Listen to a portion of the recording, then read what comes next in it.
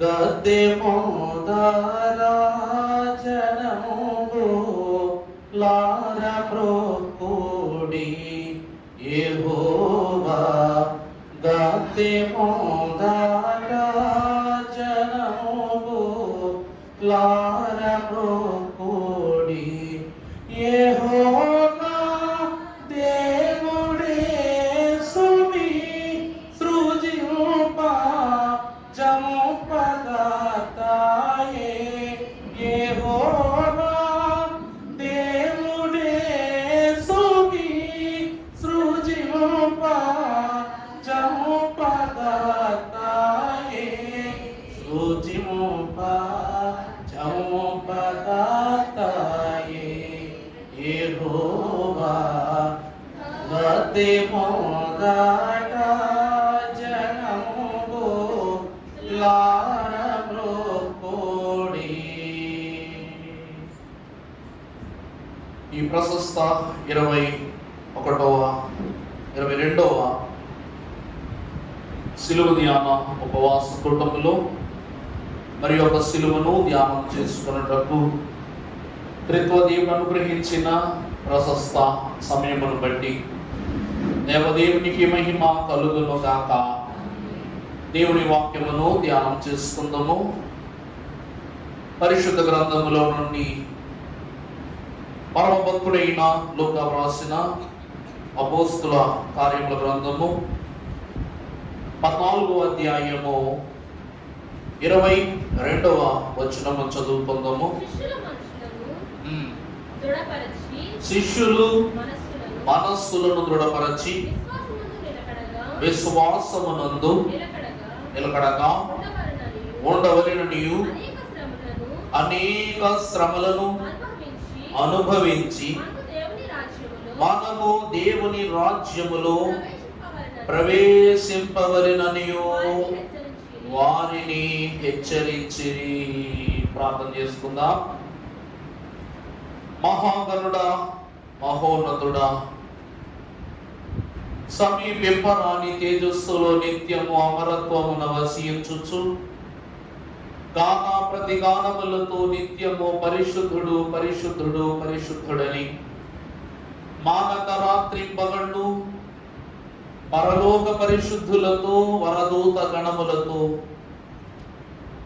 24 పెద్దలతో నిష్కలంక పరిశుద్ధ సమూహముతో నీ పావన నామమును ఘనపరచుకొనుచున్న మా ప్రియ పరలోకపు తండ్రి, ఈ పావనాత్మకమైన పరిశుద్ధ సాయంకాల దినమున నీ దీనులము నీ సంఘమును అయ్యున్న మేము నీ యందు నిలిచి ఘనమైన నీ వాక్కును పొందుకొనుటకు గాను నీవు మా బగుపరచిన సత్యములను తూచా తప్పకుండగా ప్రతి అక్షరమును తండ్రి మేము అలవర్చుకొను జ్ఞాన శుద్ధిని మాకు దయచేసి దీవించి మహిమ పొందుమని సంఘము కొరకు సిలువ వేయబడిన నీవే సంఘ నాయకుడవై రక్షణ భాగ్యమును అనుగ్రహించిన యేసు నామమున మిక్కిలి వినయముగా బ్రతిమలాడి వేడుకొనుచున్న మా ప్రియ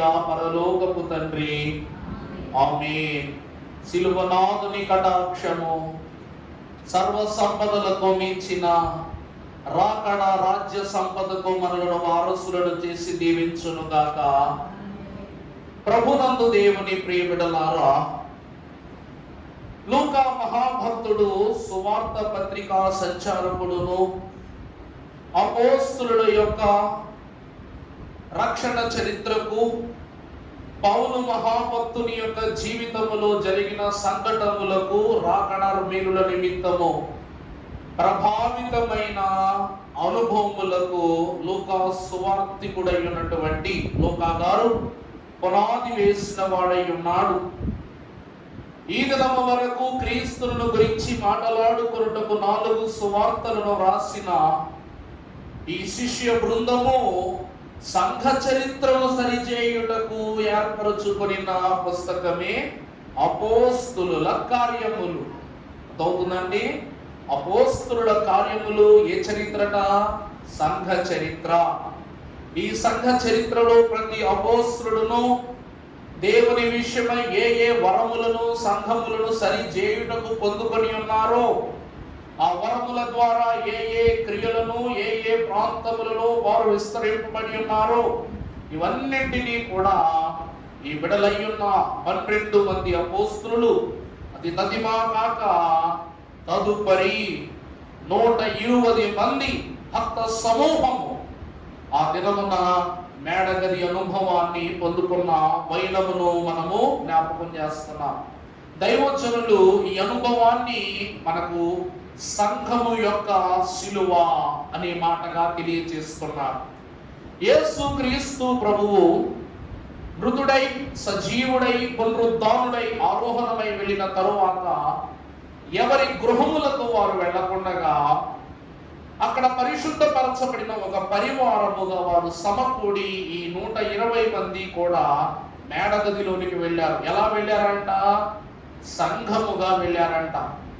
ఈ సంఘములో 7 దెయ్యములను వదిలించిన మగ్దలేని మరియ ఉంది. పరమ భక్తుడును గుత్తదారుడైన జక్కయ్య ఉన్నాడు. దేవుని 12 మంది శిష్యులు ఉన్నారు. తల్లి అయిన మరియ ఉంది. బహుజన పుర సమాజ వర్గమై ఉన్న ప్రతి మనుష్యుడు, దేవుని యొద్ద నుండి మేలు పొందుకొని ఉన్న ప్రతి మనుష్యుడు కూడా ఆ మేడగది అనుభవములో ఉన్న పేర్లు లిఖింపబడకపోయినా క్రియలు చెప్తి అంట. క్రియలు లేని విశ్వాసము వ్యర్థము. అందును బట్టి ఈ 120 మంది ఆ దినమున తొలి సంఘ కార్యక్రమమును వారు అందుకున్నారు.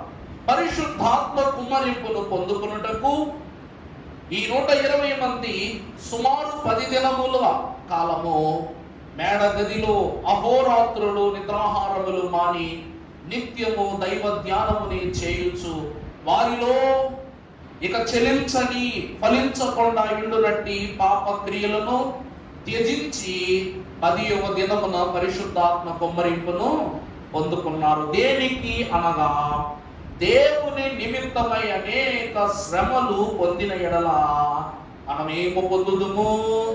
దేవుని రాజ్యమును. ఈ 10 రోజులు వారు అక్కడ అలవర్చుకున్న సత్యం ఏమిటంటే, వాస్తవం ఏంటంటే, ఇప్పటి వరకు క్రీస్తు మన కొరకు నిందపడెను.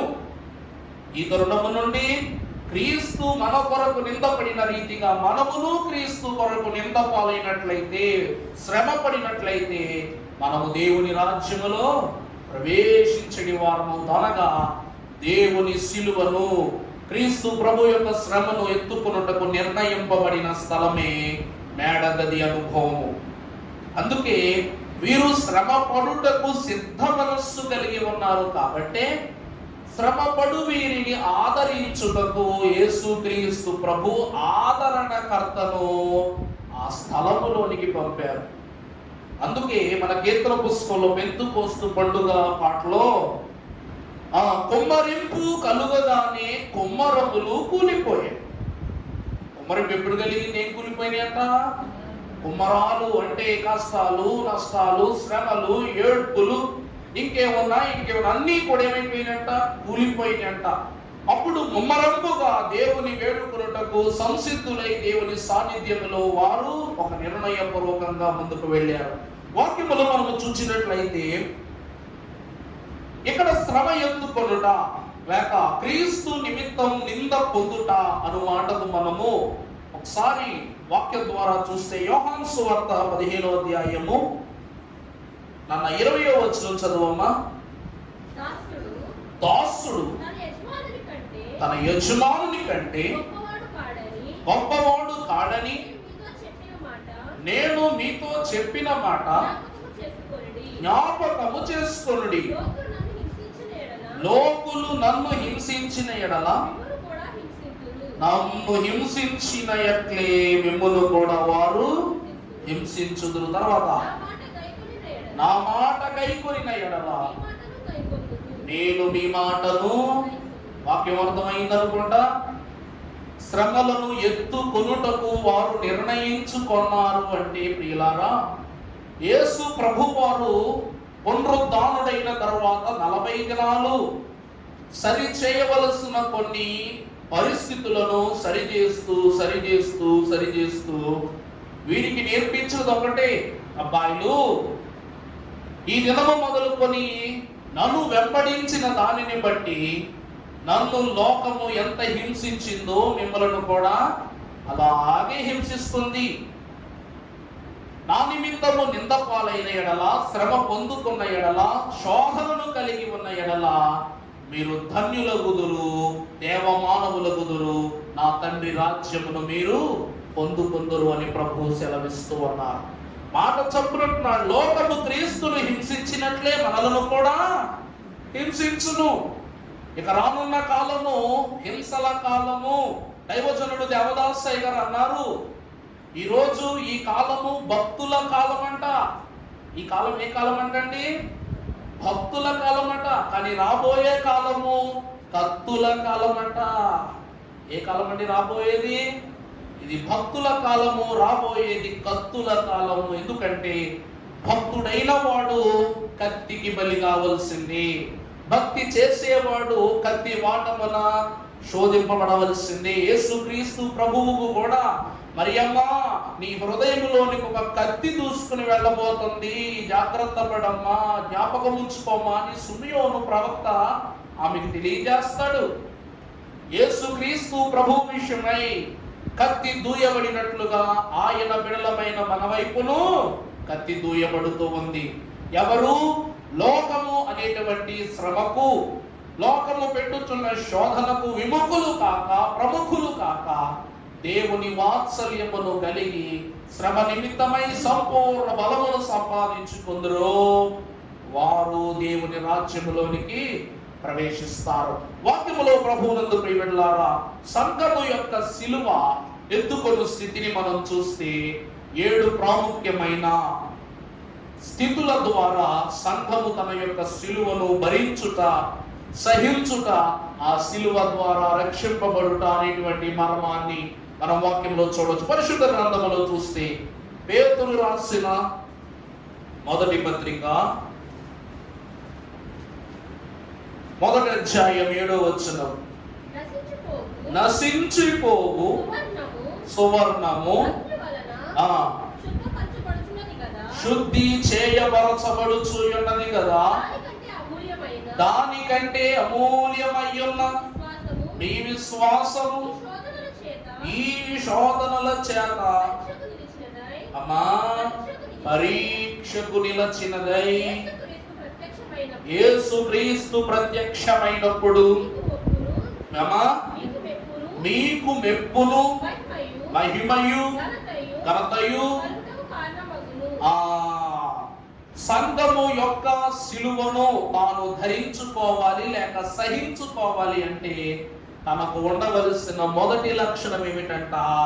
విశ్వాసము ద్వారా శుద్ధి చేయబడాలి. సంఘము దేని ద్వారా శుద్ధి చేయబడాలండి? విశ్వాసము ద్వారా శుద్ధి చేయబడాలి. నశించిపోవుచున్న సువర్ణము అగ్ని వలన, అనగా అగ్ని పెట్టు శ్రమల వలన అది మేలిమి బంగారమగునట్లు, కాంతిమయమగునట్లు, లేక విలువైనదిగా మారునట్లు మనము కూడా విశ్వాసం అనేటువంటి జీవితంలో జీవిస్తున్న మనము కూడా అగ్ని వంటి శ్రమల ద్వారానే ఏం కావాలంట? తేజో మహిమను పొందుకోవాలి. శ్రమలను పొందుకున్న పిదపే మనము వెలుగు సంబంధులముగా చేయబడతాం. ప్రభువునందు ప్రియబిడ్డలారా, అయినా రండి, అంటే సంఘము సిలువ ఎత్తుకోకపోతే మరి సిలువ శ్రమలను బట్టి ప్రభువులో మన భాగస్వామ్యులు కాలేమా అంటే, యేసుక్రీస్తు ప్రభువునందు ప్రియబిడ్డలారా, యేసుక్రీస్తు ప్రభు వారి చరిత్ర దైవజనుడు దేవదాసయ్య గారు 5 మాటల్లో చెప్పారు. ఒకటి జన్మ, రెండవది బోధ, మూడవది బాప్తీసం, నాలుగవది సిలువ, ఐదవది పునరుత్థానం. ఆ మాట అర్థమైందండి? జన్మ, రెండవది బోధ, సిద్ధపాటు, మూడవది బాప్తిస్మము, నాలుగవది సిలువ, ఐదవది పునరుత్థానం. ఈ 5 క్రియలు ప్రభువు మన కొరకు చేశాడంట. ఈ 5 పనులు మన కొరకే జన్మించారు, మన కొరకే బోధించారు, మనలను ఈ పద్ధతిలోనే రక్షణ పొందాలని బాప్తిసం పొందుకున్నారు, మన కొరకు సిలువెక్కారు, మన కొరకే బ్రతికొచ్చారు. ఇప్పుడు తతిమ 2 పనులు కూడా సంఘము చేస్తేనే పరిపూర్ణమవుతాయి అంట. తతిమ 2 పనులు ఏంటంట? ఆరోహణమైనది ఎవరి కొరకు? మన కొరకు. మరలా తిరిగి వస్తానని చెప్పింది ఎవరు? ఎవరి కొరకు? మన కొరకు. ఈ 2 పనులు జరగాలంటే నువ్వు క్రీస్తు వలె ఎంత పొందాలి, క్రీస్తు వలె హింసింపబడాలి, క్రీస్తు వలె శోధనను అనుభవించిన వాడవే. అంటే ఈరోజు ప్రతి ఒక్కరూ ఇంటికో భుజాన సిలువేసుకుని తిరగమని ప్రభు అనటంలా. నశించిపోతున్న సువర్ణము అగ్నితోనే ఎలాగైతే మంచిదగునో లేక హలత్తుపలేనిదగునో, విశ్వాసులు కూడా శ్రమల అంటి అగ్ని వలని లేకపోతే శోధనల వంటి అగ్ని వలని సరిచేయబడతారు. ఎందుకంటే ప్రియబిడ్డలారా, ఈ లోకములో నువ్వు అంటున్న బంగారం, వెండి ఇవన్నీ కూడా నీ శ్రమ నిమిత్తం, నీ పాపము నిమిత్తము దేవునికి అర్పిస్తే అవి ఎంతకాలం ఉంటాయి చెప్పండి? యేసుక్రీస్తు ప్రభువు పుట్టినప్పుడు ఇచ్చిన బంగారం ఏమైందో తెలియదు, సాంబ్రాణి ఏమైందో తెలియదు, కోళం ఏమైందో అంతకంటే తెలియదు. రెండవదిగా చూస్తే ప్రభువు ఎత్తుకున్న సిలువ ఏమైందో తెలియదు, ప్రభువు చుట్టూ వేసిన దొంగల సిలువలు ఏమైందో తెలియదు, ప్రభువు ఎత్తుకున్న పాత్ర ఏమైందో తెలియదు. ఇవన్నీ మన కంటికి కనపడటం లేదు, కానీ కనపడుతుందల్లా ఒక్కటే, రక్షణ. ఏం కనపడుతుందండి? రక్షణ. ఆయన ఏమి చేసినా రక్షణ కోసమే, ఏది ఇచ్చినా నిన్ను రక్షించడానికి. అందుకే పరమ భక్తుడైనటువంటి పౌలు కొరింథీయులకు రాసిన 2వ పత్రిక 4:17 రాస్తున్నాడు ఒక మాట. మేము దృశ్యమైన వాటిని చూడక అదృశ్యమైన వాటిని చూడండి. చూడండి మాట ఎంత అద్భుతంగా ఉందో. మేము దృశ్యమైన వాటిని అంటే నా కంటికి కనబడే వాటిని నేను చూడక, నా కంటికి కనబడని అదృశ్యమైన వాటిని నేను నిదానించి చూస్తున్నాను. చదువునా? కనుక క్షణమాత్రముండు. చూడండి, మనకు కలగబోయే శ్రమ ఎంతసేపు ఉంటుందంట? క్షణమాత్రం ఉండేటువంటి శ్రమ. అమ్మా, చులకని శ్రమ మా కొరకు నిత్యమైన మహిమ భారముగా ఏలయనగా దృశ్యమైనవన్నీ అనిత్యములు, అదృశ్యమైనవే నిత్యములు. వాక్యం చూసారా? నీ విశ్వాసం నీ కంటికి కనబడదు, నువ్వు కలిగి ఉన్న ప్రార్థన జీవితం నీ కంటికి కనబడదు, ప్రభు కొరకులు చేస్తున్న హృదయ సమర్పణ నీ కంటికి కనబడదు, పాపము లొంగుదల కనబడదు, తీర్మానం కనబడదు, వంశ ప్రార్థన కనబడదు. కానీ నెరవేర్పులన్నీ కూడా నీ కంటికి కనబడుతున్నాయి. నెరవేర్పులు శాశ్వతమా, అంశములు శాశ్వతమా? చెప్పండి, బాగా ఆలోచించుకుని చెప్పండి. అంశములు శాశ్వతమా, నెరవేర్పులు శాశ్వతమా? అంశమే శాశ్వతం. ఎందుకంటే ఇది దిగ్గానే ఇప్పుడు ఎత్తుకుంటుంది కాబట్టి. ఇది దిగగానే ఇంకొక అంశానికి రెడీ అయిపోతుంది మన ఆలోచన, మన జీవితం కూడా. అలాగుననే నెరవేర్పు దృశ్యమైనది. అది రేపు ఉంటుంది, ఎల్లుండి ఉండదు, అవతల ఎల్లుండి ఉండదు, తర్వాత ఎల్లుండ అలా పోతుంది. కానీ అంశము మాత్రము దినదినము కూడా దేవునిలో నిన్ను ఏం చేస్తుందంట? శుద్ధి చేస్తూనే ఉంటుంది, సరి చేస్తూనే ఉంటుంది, పుర్రి కొలుపుతూనే ఉంటుంది. బంగారము, వెండి. అందుకే దైవజనులు అన్నారు, ఎన్ని తిరిగిన పోవు పోవు, పాపంబులు ఎంత ఏడ్చినా పోవు పోవు. ఎన్నాళ్ళీ పుణ్యక్రియలు ఎన్ని చేసిన పోవు పోవు, అన్నీ చేసిన క్రీస్తు నందు నమ్మిన గాని దేవాదేవుని బ్రొక్కలేంటి ఓ ప్రియులారా, దేవరాజును కొల్వరేంటి. ఈ దినమున దృశ్యమైనవేమైనా కూడా అవన్నీ అనిత్యములే. యోహాను అంటాడు, ప్రభువును నేను ఎన్నోసార్లు చూశాను అంటాడు. మరి ప్రకటన గ్రంథములో అదే ప్రభువును చూసేందుకు గుబుక్కున ఒక మూలన పడిపోయాడు చచ్చినోడు. వెళ్ళి అతను అంటాడు, కంటికి కనబడని వెన్నియో, చెవికి వినబడని వెన్నియో, హృదయ గోచరమో కాని వెన్నియో, ఎరుక పరచితివి నాకై.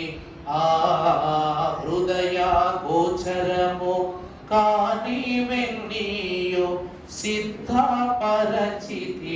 నాకై. ప్రభు యేసు నా రక్షక, మసకు కర్ణులు నాకు నిరతము, నే నిన్ను చూడా. చూసారా, అదృశ్యమైన వాటిని నిదానించి చూసే కన్నులు ఇస్తున్నాడు దేవుడు. దృశ్యమైన వాటిని ఎంతసేపు చూసినా ఒక సమయం రాగా అవి తరిగిపోతాయి. దేవుని వాక్యం అంటుంది, సంఘం ఎత్తుకొలుతున్న శిలువ విశ్వాసమును అదృశ్యమైన స్థితి ద్వారా చిరకాలము నీకు అనుగ్రహించే స్థితి. ఎందుకంటే దైవజనులు పరమభక్తుడైన పౌలు ద్వారా తెలియజేస్తున్న మాట, విశ్వాసము లేకుండా దేవునిని చూడలేము. నిజమా కాదా? వాక్యం చూడండి, హెబ్రీ 11:6. విశ్వాసం లేకపోతే దేవుడు మనలను ఇష్టపడడు. దేవునికి ఇష్టడై ఉండుట అసాధ్యము. చూసారా, దేవుని ఎదుటకు వచ్చేవాడు ఆయన ఉన్నాడనియు, తన్ను వెతుకువానికి నమ్మవలెను కదా. చాలు నాన్న. ప్రభువునందు ప్రియులారా, దేవుడు ఉన్నాడని ఇవన్నీ ఎక్కడి నుంచి తెలుస్తున్నాయి నీకు? వినుట వలన. దేని వల్ల కలుగుతుందండి ఇవన్నీ? వినుట వలన. ప్రభువు బోధ చేసినంత కాలము వారు విన్నారు. ఆ విన్న మాటలను బట్టి వారిలో కలిగిన విశ్వాసమును చేత పట్టుకుని మేడగదిలోనికి వెళ్ళారు, సంఘముగా కూడుకున్నారు. ఆ సంఘములకు పేతురుని యాజకునిగా ప్రభువు నియమించుకున్నాడు, యజమానునిగా యాజకునిగా ప్రభువు నియమించుకున్నాడు. అపోస్తలుల సంఘ చరిత్ర ప్రారంభమైపోయింది. అందుకే ప్రియులారా, విశ్వాసము సంఘమును శుద్ధి చేస్తుంది. కాబట్టి ఈ విశ్వాసమే సంఘమెత్తుకునే శిలువ. అర్థమైందంటే, అబ్రహాము విశ్వాసాన్ని మోసాడు జీవితకాలం. ఆ విశ్వాసము తరతరాలు అబ్రహాము వంశాన్ని మోసింది. ఇదే ప్రభువు చెప్పిన మాట. తర్వాత చూసినట్లయితే పేతురు రాసిన మొదటి పత్రిక 4:14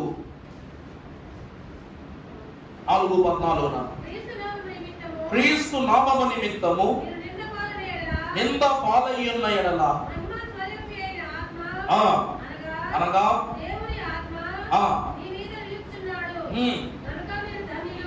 కనుక మీరు రెండవది సంఘము యొక్క శిలువ అనున్నది ఏమిటి అనగా, నింద.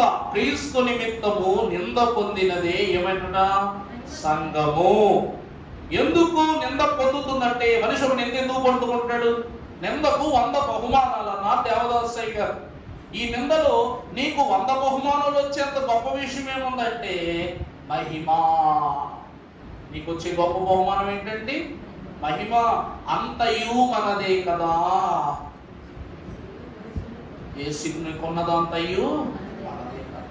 అంతయు ప్రభు మన కొరకే ఆర్జించి ఉన్నాడు. అందుకే స్వంతమని అందుకోవాలి. నువ్వు స్వంతమని అందుకోవాలి అంటే ఈ లోకములో ఉన్న నిందకు నువ్వేమవ్వాలి?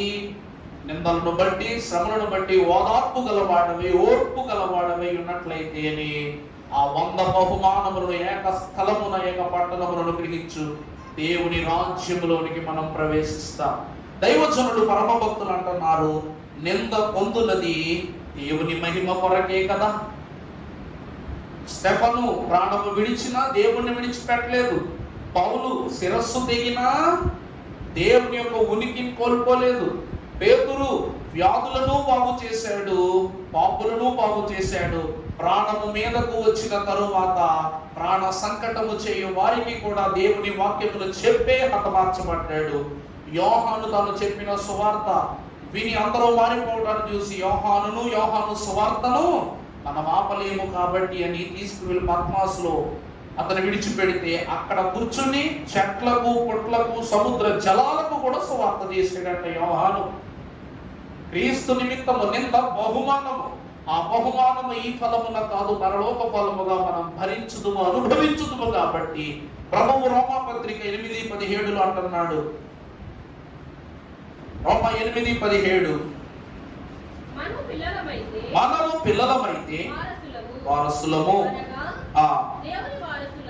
దేవుని వారసులము, క్రీస్తుతో కూడా మహిమ పొందుటకు ఆయనతో శ్రమపడిన ఎడల క్రీస్తుతోటి ఆయనతో ఎవరు శ్రమ పడతారో ఆయనతో వారు మహిమ పొందుకుంటారు. అంతే కదండి దాని మాట. నీకు ముళ్ళు గుచ్చుకుందనుకో, దేవునికి ఏ శ్రమ కలిగిందో నీకు అదే శ్రమ కలుగుతుంది.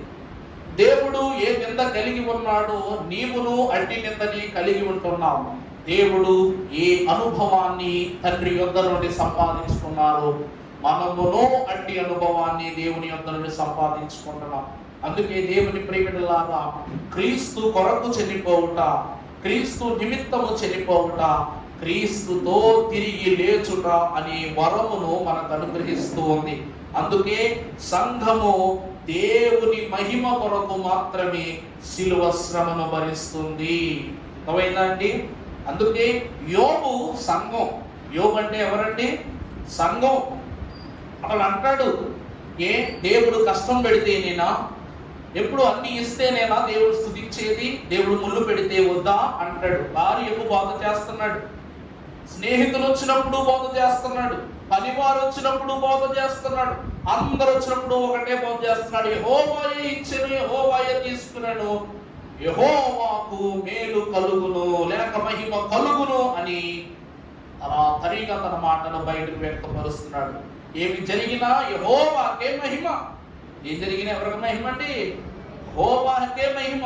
ఈ రోజు సంఘము ఎంత శ్రమ పడినా, ఎంత శోధింపబడినా తద్వారా కలగబోవు దీవెనలు సంఘములకు మహిమ ఎవరికంట? దేవునికి. అందుకే దేవుని నిమిత్తం నింద పొందువాడు మహిమకు పాత్రుడు అని సంఘము యొక్క సిలువలో భక్తుడు తెలియజేస్తున్నాడు. రెండవది, మహిమ కొరకు సంఘం ఏమనుభవిస్తుందంట? సిలువ అనుభవిస్తుందంట, సిలువ శ్రమ. మూడవది చూస్తే అపోస్తలుల కార్యములు 5:41. అపోస్తలుల కార్యములు 5:41. ఆ నామము కొరకు పాత్రుడనని వారు సంతోషించుచు ఆ మహాసభ ఎదుట నుండి వెళ్ళిపోయి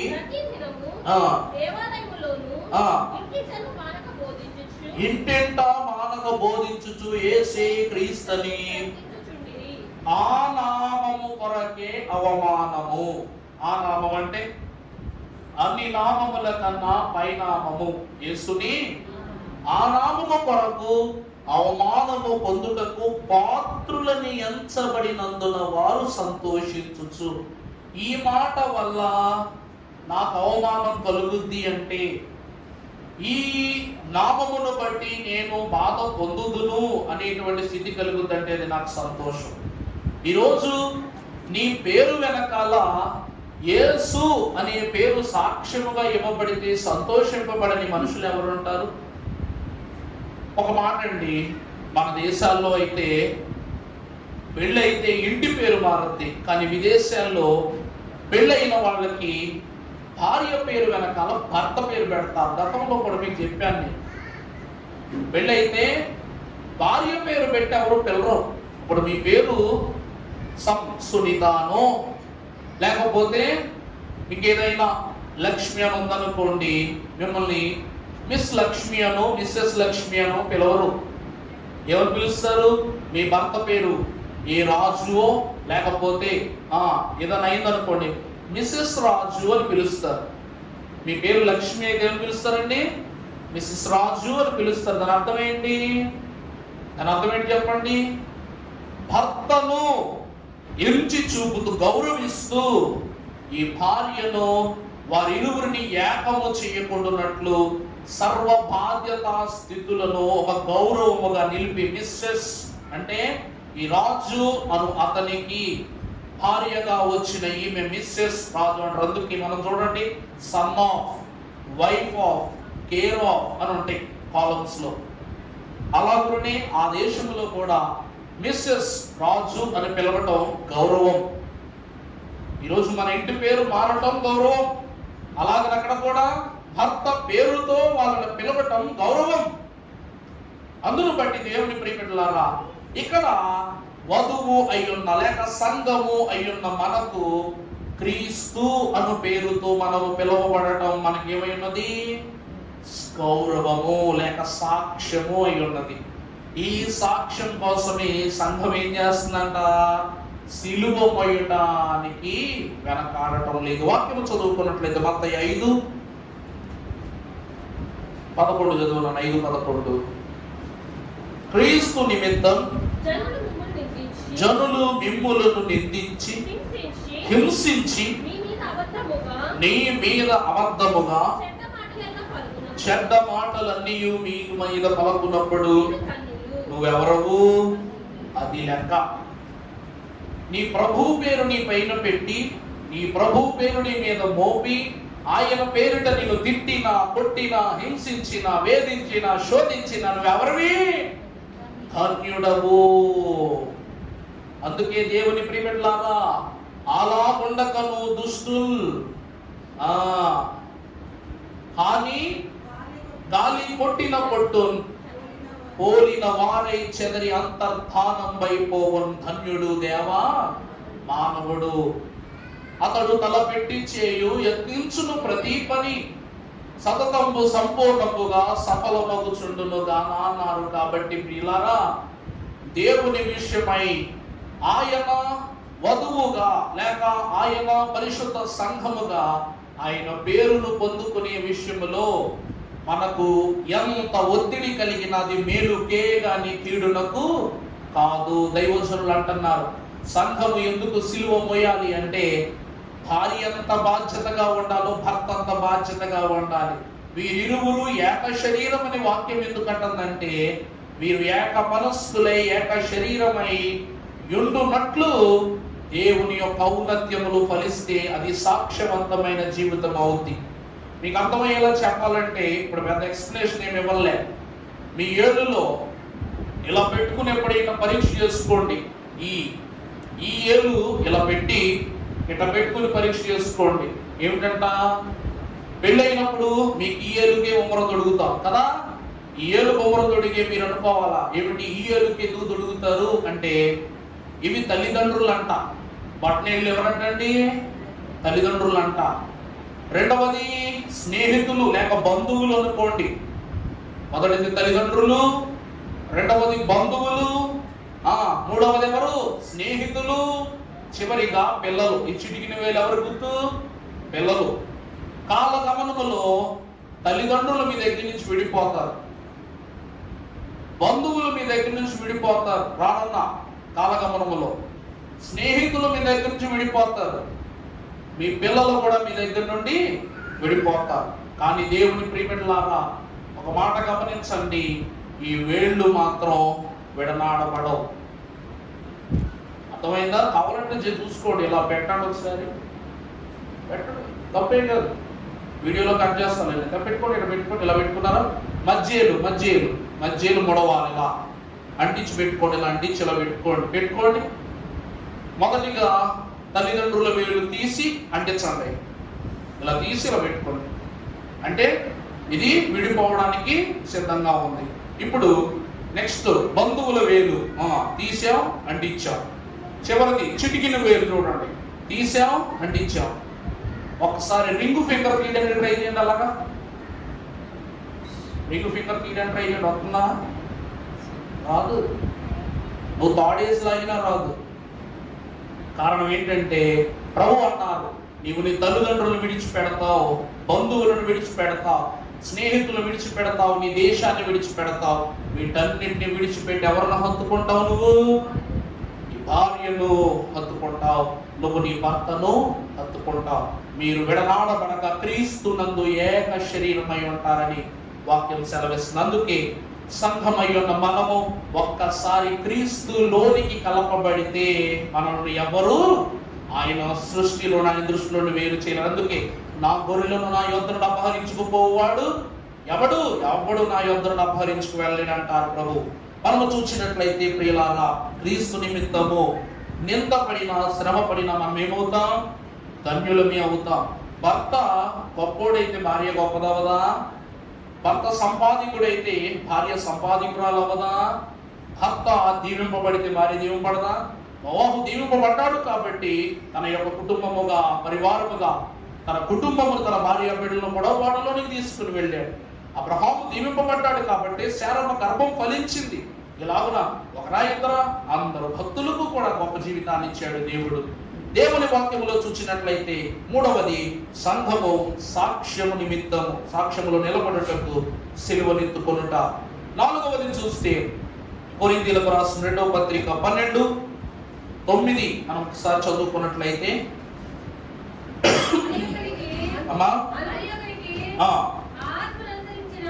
నా 2 కొరింథీ 12:9 అందుకు నా కృప నీకు చాలును, నా శక్తి పరిపూర్ణమగుచు ఉన్నదని ఆయన నాతో. అమ్మలారా, ప్రియులారా, వాక్యం చూడండి ఒకసారి. నా కృప నీకు, నా అనగా ప్రభువు, కృప అంటే తెలుసు, నీకు అనగా ఎవరు? సంఘమునకు. అది పౌలు అనుకోవద్దు, మనం అనుకోండి. సంఘము యొక్క సిలువు కాబట్టి అది పౌలుకు మాత్రమే ఇచ్చిన దీవెన, మనకి ఇచ్చిన దీవెన, అందరికి ఇచ్చిన దీవెన కాబట్టి నా అనగా క్రీస్తునైన నేను అనుగ్రహించు కృప నీకు అనగా సంఘమై ఉన్న నీకు చాలును. తర్వాత బలహీనత యందు నా శక్తి. మనము చదువుకున్నాం, నశించుచున్న వారికి వెర్రితనము గాని రక్షింపబడిన వానికి దేవుని అద్ది. నా శక్తి బలహీనతలో ఉన్న నీకు నా సిలువ అను శక్తిని బట్టి ఏమవుతుందంట? పరిపూర్ణమవుతూ ఉన్నది. సంఘము యొక్క సిలువ ఆత్మీయ బలమును సమకూరుస్తూ ఉంది. అర్థమైందా అండి? దేవుడు మనకు అనుగ్రహించుచున్న కృప ఏదైతే ఉన్న, క్షేమం ఏదైతే ఉన్నదో అది మనకి ఏం సమకూరుస్తుందంట? ఆత్మీయ బలాన్ని. శారీరకముగా సిలువను ప్రభువు ఎత్తేసుకున్నారు, అయిపోయింది. ప్రత్యక్ష సిలువ అయిపోయింది. ఇప్పుడు మనం భరించవలసిన సిలువ ప్రత్యక్ష సిలువ కాదు. క్రీస్తులో ఏకమగునట్లు సత్య స్వరూపి అయిన ఆత్మ అనగా ఆ ఆత్మ మీ మీదకు వచ్చినప్పుడు మీరు ధన్యులవుతారు. అంటే ఈ నింద, అవమానము అను అంతర్లీనమైన ఆత్మ భారమును కనపరిచే సిలువ శోధనలను బట్టి మిమ్ములను బలహీనతలో నుండి బలపరచుటకే తాను సిలువనెత్తుకుని ఉన్నాడు. కాబట్టి ఆత్మీయ బలహీనతల నుండి నిన్ను బలపరచుటకు సిలువ ద్వారా నిన్ను సంపూర్ణమైన రక్షణలోనికి నడిపిస్తున్నాడు ప్రభువు. వాక్యం చూచినట్లయితే అదే 2వ కొరింథీ 4:17 చదువునన్నా. మేము దృశ్యమైన వాటిని చూడక చూచుచున్నాము గనుక క్షణమాత్రముండు మా చులకని శ్రమ అంతకంతకు ఎక్కువగా కలుగజేయుచున్నది. చాలు నాన్న. వాక్యము వివరభరితంగా చెప్తున్న మాట ఏమిటంట? ఏమనగా దృశ్యమైన వాటిని చూడక. ఈరోజు ప్రభువు పొందిన సిలువ శ్రమ ఏదైతే ఉన్నదో అది దృశ్యమైన సిలువ. ఈ సిలువ శ్రమను చూచిన వారు అతి తక్కువ మంది. ప్రభు సిలువ అనుభవిస్తున్నప్పుడు ఆ శ్రమ భారాన్ని చూసిన వాళ్ళు ఎవరండి? తల్లి చూసింది. శిష్యులలో 2 శిష్యులు చూశారు, మిగిలిన ఎవరు చూడాల. పేతురు, యోహానే చూశారు, మిగిలిన ఎవరు ప్రభు సిలువ చూడాలి. ఎక్కడ చూసామా పలానా శిష్యుడు అక్కడ కనపడ్డాడని? ఉదాహరణకు లేరు అనుకుందాం, మనకు వాక్యంలో కనపడలేదు కాబట్టి. రెండవది శాస్త్రులు, పరిసయ్యులు చూశారు, సైనికుడు చూశాడు, శతాధిపతి చూశాడు, పిలాతు, క్లౌదియా, తదుపరిన వారు ఎవరూ కూడా చూడాలి. కురేనీయుడైన సీమోను సిలువ మోత వరకు ఉన్నాడు తప్ప సిలువ వేయబడినప్పుడు వాళ్ళే తెలియదు మనకు. ఇలా కూడా దృశ్యమైన సిలువను చూచిన వారు కొద్ది మంది. కానీ ఈరోజు ప్రతి మనిషి హృదయములో ఉన్న సిలువ భారం ఏదైతే ఉన్నదో, అదృశ్య సిలువ, ఇది కంటికి కనపడదు, చెవికి వినపడదు, హృదయానికి అంతు చిక్కదు. ఈ సిలువ శ్రమలను మనం ఎలా చూస్తున్నామంట? మనము వద్దన్నా ఇది మన మనసులో మెదులుతుంది, కనబడుతుంది, వినబడుతుంది, హెచ్చరిస్తుంది, భయపడుతుంది. అందులో బట్టి ప్రియులారా, వాక్యము ద్వారా భక్తుడు ఏమంటున్నాడంటే, మీరు ఆత్మీయ బలమును పొందుకున్నట్లు, మీ ఆత్మశక్తులను దృఢపరచుకున్నట్లు బలహీనతలో దేవుని యొక్క శక్తిని పొందుకొనండి, పరిపూర్ణమైన శక్తిని పొందుకొనంటున్నారు. అందుకే బలహీనత అంటే ఏమిటంటే దేవుణ్ణి అపార్థం చేసుకోవడం. నొప్పు రాగానే దేవుడి మీద దూసేస్తాం. పరమ భక్తుడైనటువంటి యోబు కూడా తన గురించి ఒక పాట ఇగా రాశారు. నిందలు అవమానములు దూషణ గందరగోళములోనా, నిందలు అవమానములు దూషణ గందరగోళములోనా, నిందున దేవుని దూషింపక కడు, నిందున దేవుని దూషింపక కడు, పోషించెను గదా యోబు, కడు పోషించెను గదా యోబు, సంధియములో చాలించుమికా, మానవుడు శ్రమను పొందక దైవా మానవుడెటు కాగలడు.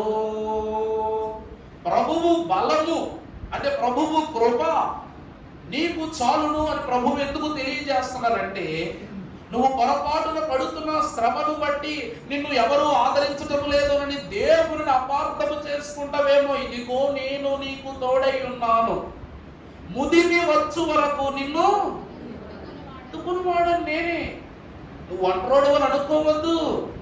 ఎందుకంటే దైవజనులు క్రైస్తవ సంఘమ ఘనకార్యములు చేయు కాలము వచ్చిన తెలుసుని కీర్తనలు అంటారు. ఒక్కడవని నీవు వడలి పోవద్దు, నీ ప్రక్కన అనేకులున్నారు తెలుసునా, నువ్వు చిక్కవు, ఎవరి చేతిలోనైనా చిక్కిపోవని నీకు తెలుసునా, నొక్కబడవని నీకు తెలుసునా, సృక్కిపోవని నీకు. అందుకే దేవుడు కృపను చూపి ఆత్మ బలాన్ని ఇచ్చుట ద్వారా మనము లోకము ద్వారా హింసింపబడుతున్నాము కానీ లొంగిపోవటం లేదు. లోకము ద్వారా శ్రమ పరచబడుతున్నాము కానీ అప్పగింపబడటం లేదు. లోకము ద్వారా కృంగి కృషించిపోతున్నాము కానీ మన ఉనికిని దేవుని విషయంలో మనము కోల్పోవటం లేదు. అదే అంటున్నారు ఆత్మీయ బలము అని. శరీరానుసారంగా అయిపోయింది కాలం, ఇక ఆత్మ బలం ఒక్కటే ఆధారం అన్నారు. కాబట్టి నాలుగవది సంఘము సిలువ ఎత్తుకొనుచున్నది ఆత్మ బలము కొరకు. అందుకే సిలువ ఒకరోజు ఒక ఆయన అంటున్నారు అనమాట, ఒక ఆడపిల్ల సిలువ చేయించుకుంది. సిలువ చేయించుకుంటే అంటున్నారమ్మా, ఈ సిలువ గొలుసు ఇవన్నీ మీ పిల్లగా చేయించకండి, ఆ సిలువ యొక్క భారం ఎంతటితో తెలుసా అంటే, అప్పుడు ఆ తల్లిదండ్రులు అంటున్నారు, మెడలో కొంత సిలువ మొయలేనప్పుడు హృదయములో ఇంత పెద్ద సిలువుని ఏం మోస్తావు అయ్య గారు అన్నమాట. పాస్టర్ గారు కూడా తలదించుకున్నాడు. నిజమా కదా? ప్రభు మన కొరకు అంత సిలువ మోసినప్పుడు మన గుండె పైన ఒక చిన్న సిలువ మొయలేమా? అసలు ఆలోచనే లేనప్పుడు ఇక సిలువ అన్న దానికి అర్థమేముంది? అందుకే సిలువ మోయలేని భాగం కావచ్చు, కానీ మోయాలన్న ఆశ ఎప్పుడు కలుగుద్దో అది తేలిక విషయం అయిపోద్దంట. సిలువ ఎలాగైపోద్దంటండి? తేలిక విషయం అయిపోద్దంట. అందుకే వాక్యములో ముందు మీకు చూపిస్తాను. పరిశుద్ధ గ్రంథములో చూస్తే నాలుగవది సంఘము యొక్క సిలువాత్మీయ బలము కొరకు ఫిలిప్పీలకు రాసిన పత్రిక 3:9 క్రీస్తును సంపాదించుకుని ధర్మశాస్త్ర మూలమైన నా నీతిని కాక క్రీస్తునందలి విశ్వాసము వలనైన నీతి అనగా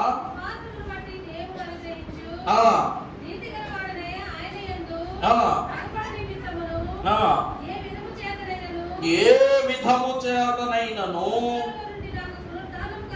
చూడండి చూడండి, మృతులలో నుండి లేక మరణములో నుండి నాకు పునరుద్ధానమును కలుగవలెనని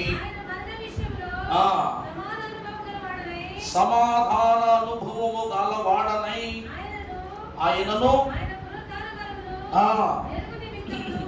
నేను సమస్తమును నష్టపరుచుకుని వాటిని పెంటకు సమానముగా. ప్రియులారా, అబ్బాయి నువ్వు పలానా రోజు చనిపోబోతున్నావు అంటే భయం వేస్తుందా, ఆనందం వేస్తుందా? అబ్బాయి నువ్వు పలానా రోజు చనిపోతావు, చనిపోయిన సాయంకాలానికి నువ్వు బ్రతుకుతావు అంటే భయం వేస్తుందా, ధైర్యం వేస్తుందా? అంటే యేసు క్రీస్తు ప్రభువు ఆయన మాటకు ఆసక్తి లేక ఆ మాటకు విధేయులైపోయిన మనకు చావు ఎలా కనిపిస్తుందంటే పెంటతో సమానంగా కనబడుతుంది. ఎలా కనబడుతుందట? పెంటతో సమానంగా. ఎందుకో తెలుసా? అది మరణము, అది నా ప్రభువు కొట్టివేసిన ముళ్ళు. ఇప్పుడు ఈ మరణము నాకు కలగటాన్ని బట్టి నేను పలానా సాయంకాలం బతుకుతానన్నది నీ ఆనందం కాదు. అక్కడ నువ్వు క్రీస్తుతో కూడా బ్రతుకుతావన్నదే ఆనందం. పునరుద్ధానం అనేది ఎవరి నిమిత్తం, ఎవరితో కలిసి బ్రతికేది? ప్రభువుతో కలిసి బ్రతికేది. సంఘము మరణాన్ని కూడా అయితే ఏంటి, ఎవరు మాత్రం సంతోషంగా పోతున్నారు ఈ లోకంలో? వారేంటి, మీరేంటి, నేనేంటి, ఎవరైనా కూడా మరణాన్ని ఆహ్వానించవలసిందే, మరణాన్ని స్వీకరించవలసిందే అని ఎందుకు గుండె బాదుకోకుండా వారి జీవితాలను అర్పించుకుంటున్నారంటే ప్రియులారా, దేవుని వాక్యం అంటుంది మరణము తెచ్చే నష్టమేమీ లేదు, కానీ పాపము తెచ్చే మరణ నష్టమే మరణమైతే మాత్రము అది అగ్నిగుండములకు దారి తీస్తుంది. అందుకే దేవుని వాక్యమా ఈ మరణాన్ని పెంట కుప్పతో సమానముగా ఎవరు త్యజించి వేస్తారో వారు పునరుద్ధానములో దేవునికి పాత్రులవుతారంట. అర్థమవుతుందండి నా మాట? దేవుని వాక్యములో మనము చూసినట్లయితే క్రీస్తుతో ఐక్యత అనగా నీతి విషయమై మరణించుట, నీతి నిమిత్తమై నింద పొందుట, పునరుద్ధానము నిమిత్తమై మరణించుట. అర్థమైందండి? మొదట క్రీస్తు కొరకు నింద, రెండవది క్రీస్తు కొరకు మరణము. ఈ రెండిటి వలన నిందకు 100 బహుమానములు, మరణమునకు ప్రతిగా పునరుద్ధానము. అందుకే దైవజనులు ఈస్టర్ పండుగను ఎప్పుడో ఒక మాట అంటారు, ఈస్టర్ గెలుపులు అంటారు. ఈస్టర్ అంటే ఏంటంటే అండి, గెలుపులు. అందుకే ఈ ఈస్టర్ పండుగ దినమున మన పితరులు ప్రతి సంవత్సరము వారు దేవుని గెలుపులో మరి రాకడ కాలములో ఎత్తబడు వారై ఉన్నారు కాబట్టి వారిని తలంచుకుంటూ అక్కడికి వెళ్తాం. మనము కొవ్వొత్తులు వెలిగిస్తాం, పూలు జల్లుతాం, వారిని స్మరించుకుంటాం. వారు ఎవరనగా గెలిచే సంఘపు వరసలో ఉన్నారని భావింపజేయబడిన వారు. వాక్యములో చూసే ప్రియులారా, గలతీ 2:20 మనం చూసినట్లయితే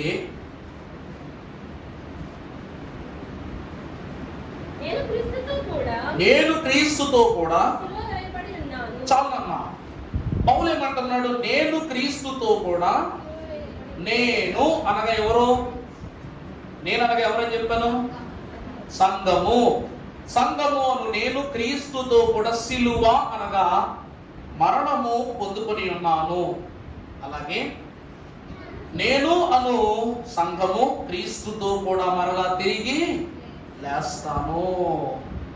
అంటే సంఘము యొక్క సిలువ విశ్వాసులకు క్రీస్తుతో కలిసి ఐక్యపరచబడే స్థితినిస్తుందంట.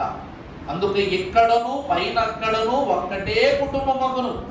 ఎక్కడనుకో క్రీస్తు నీతో బ్రతికారు, అక్కడనుకో క్రీస్తుతో నువ్వు బ్రతుకుతావు. ఎక్కడైనా సరే ఏక జీవమే, ఏక రక్షణే, ఏక ఐక్యతే. అందువలన సంఘము సిలువెత్తుకుంటున్నది లేక శ్రమను ఎత్తుకుంటున్నది. ఎందుకు అంటే దేవునిలో ఐక్యమైపోవటానికి. ఎంతటి వాడే కానివ్వండి, ప్రభువా నీలో నాకు చోటొద్దన్న వాడు ఎవడైనా ఉన్నాడా? దేవుని ప్రియబిడ్డలారా గమనించండి. మనం చూసినట్లయితే 6వది గలతీ 6:14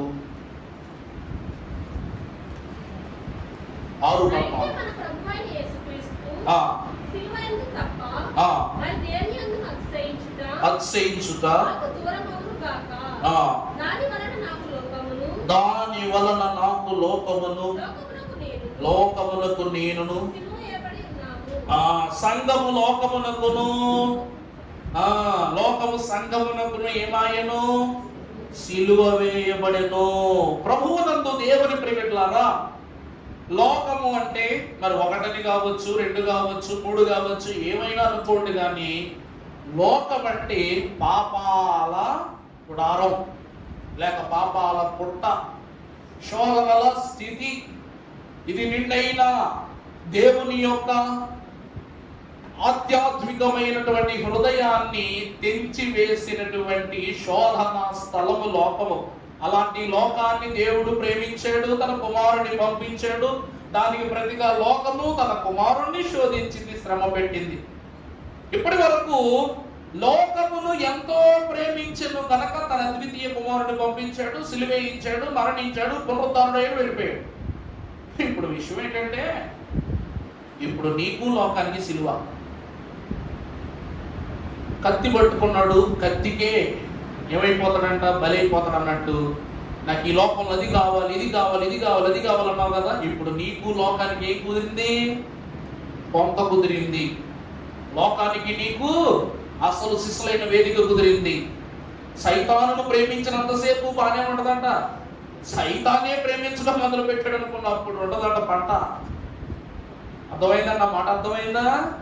మనము కత్తిని ప్రేమించినప్పుడు బాగానే ఉంటది.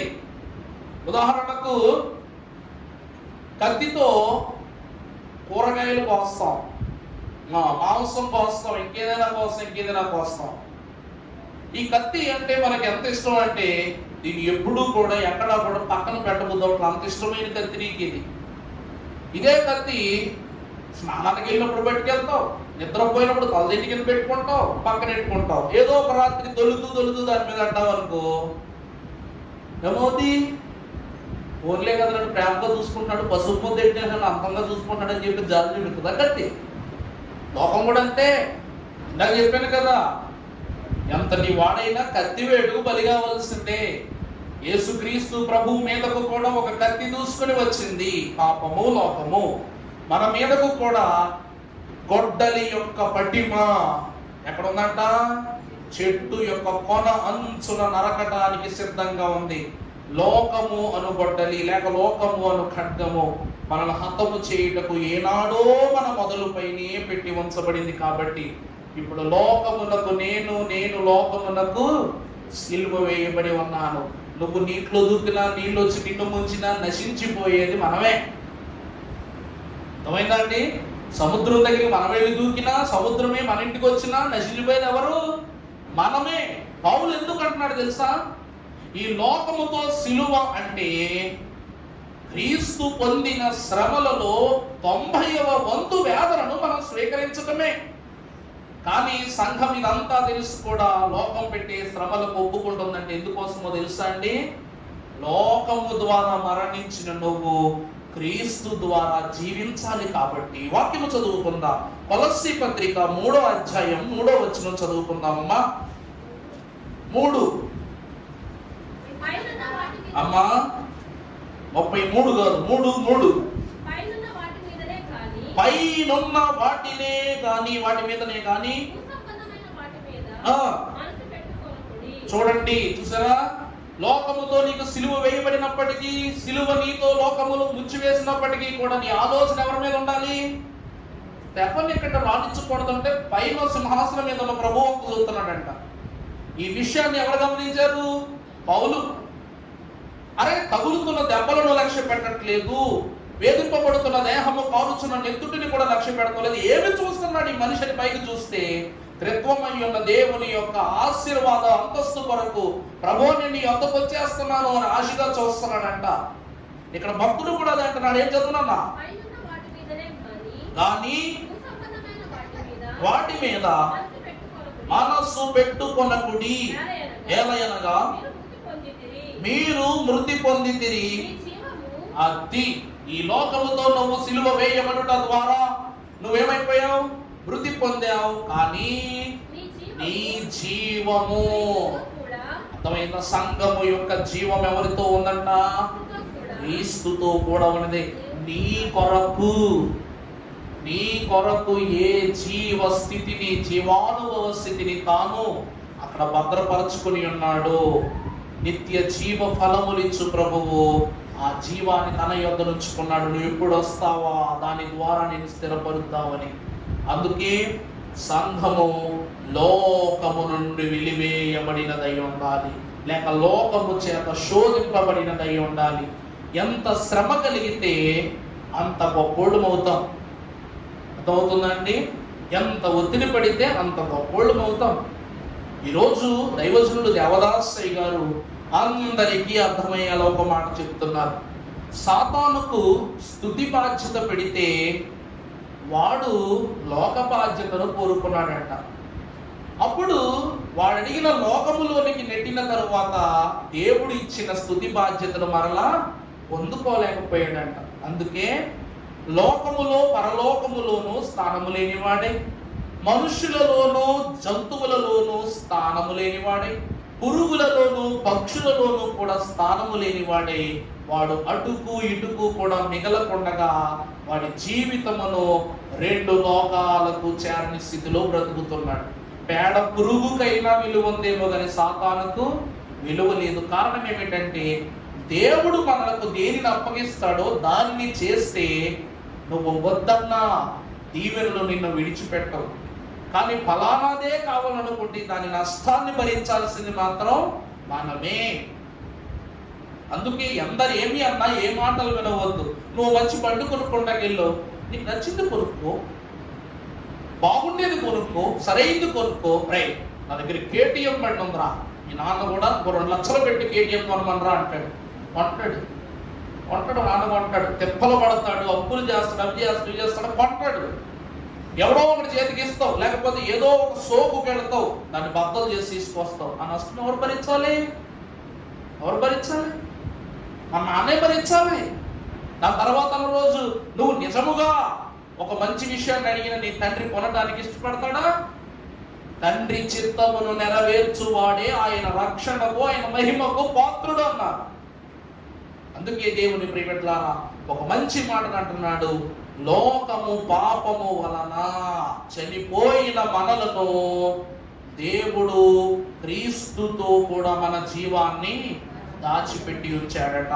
ఇది 6వ చివరిగా మనము చూసినట్లయితే పరిశుద్ధ గ్రంథములు ఫిలిప్పీ 2:8, ఫిలిప్పీ 2 మరియు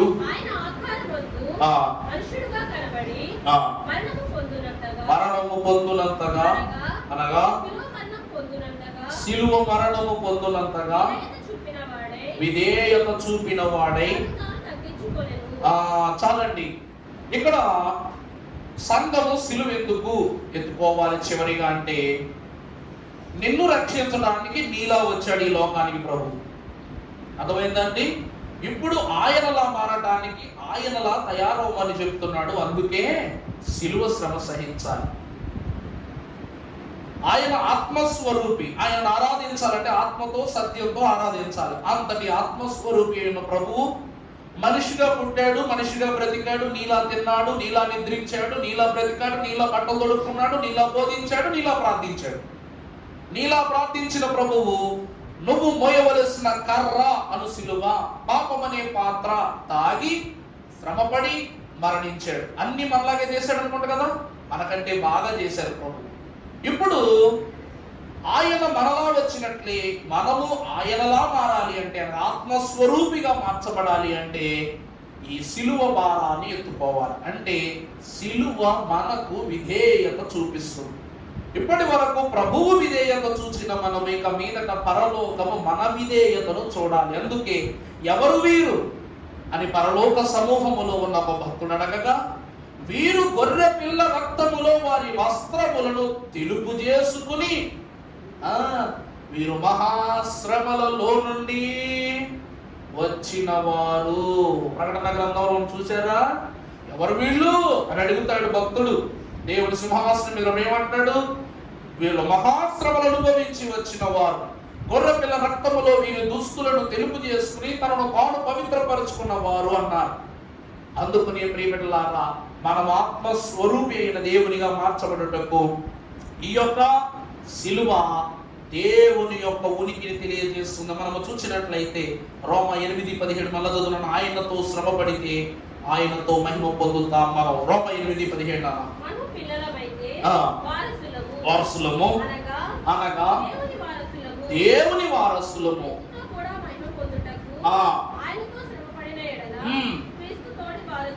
ప్రభువునందు దేవుని సంగమా, ఆయనతో శ్రమ పడిన వారే ఆయనతో మహిమ పొందుదురు. ఫైనల్ గా సంఘము ఎందుకు సిలువెత్తుకుంటుందంటే జీవ కిరీటం పొందుకోవడానికి. అర్థమైందండి? నీ కొరకు ముళ్ళ కిరీటం పెట్టుకున్నాడు కదా ప్రభు, మరి మనం ఏ కిరీటం పెట్టుకోవాలి? సిలువెత్తుకున్న వాడి జీవ కిరీటాన్ని పెట్టుకోవడానికి అర్హుడు. దేవుని వాక్యంలో చూద్దాం. ప్రకటన 2:10. మరణము వరకు నమ్మకముగా 2:10 ఇదిగో మీరు శోధింపబడినట్లు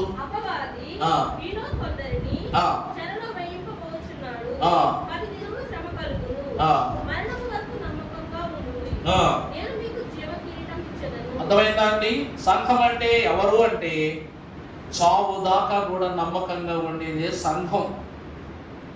అందుకే దేవుడు ఎవరిని ఎంత ప్రేమించాడో తెలియదు, కానీ భార్య తన భర్తను ఎంత ప్రేమిస్తుందో, భర్త తన భార్యను ఎంత ప్రేమిస్తుందో అడ్డుమలే క్రీస్తును సంఘమును అలాగునే ప్రేమించాడు. అంటే మరణము వరకు విడనాడని ప్రేమ క్రీస్తు ప్రభు ప్రేమ. మరణము వచ్చినా సరే విడనాడని ప్రేమ ఎవరి ప్రేమ? సంఘము యొక్క ప్రేమ. మరణము వరకు నమ్మకముగా ఉండండి, నేను మీకు ఏమిస్తాను? జీవ కిరీటము పొందుటకు మరణము వంటి శ్రమలనైనను లెక్క చేయక తనను తాను క్రీస్తు కొరకు అర్పించుకున్న హృదయ సంపన్నత సౌఖ్య స్థానమే సంఘము యొక్క ఉనికి అయి ఉన్నది. కాబట్టి ప్రియులారా, 7 విషయాలు దేవుని వాక్యం ద్వారా మనం తెలుసుకున్నాం. మొదటిది, విశ్వాసమును బట్టి దేవునిలో శుద్ధి అవటానికి సంఘము సిలువెత్తుకోవాలి. రెండవది, దేవుని మహిమ కొరకు సిలువెత్తుకోవాలి. సాక్షిగా నిలబడటానికి సిలువెత్తుకోవాలి. ఆత్మీయ బలము కొరకు సిలువెత్తుకోవాలి. రెండవది, ఐదవది, క్రీస్తులో ఐక్యం అవటానికి, ఏక శరీరముగా మార్చబడటానికి సిలువెత్తుకోవాలి. లోకమునకు సిలువ వేయబడటానికి, లోకము నుండి వెలివేయబడి క్రీస్తులోనికి నడిపింపబడటానికి సిలువ ఎత్తుకోవాలి. చివరిగా జీవ కిరీటము పొందుకొనుటకు సిలువ ఎత్తుకోవాలి. సిలువ ఎత్తుకొనుట అనగా దేవునిని హత్తుకొనుట. సిలువ ఎత్తుకోవడం అంటే ఏంటంటే ప్రభువును హత్తుకోవడం. కాబట్టి అలా ప్రభువు చేత హత్తుకొనబడగలిగే ధన్యత రానున్న రాకడ కాలములో మరింత మితముగా దేవుడు మనను జ్ఞాపకం చేసుకుని మన హత్తుకొని తన తండ్రి సమక్షములో మనను పరిశుద్ధపరచి దీవించునుగాక.